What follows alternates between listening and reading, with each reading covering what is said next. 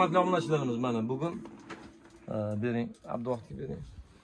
Hurmatli obunachilarimiz, bugun bu yor-yorni etishimizdan sabab shu akamizni insonligini mana programma qilib berdim.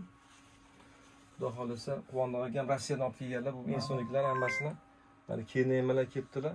Kene yoqdimi? Ha, juda ham zo'r.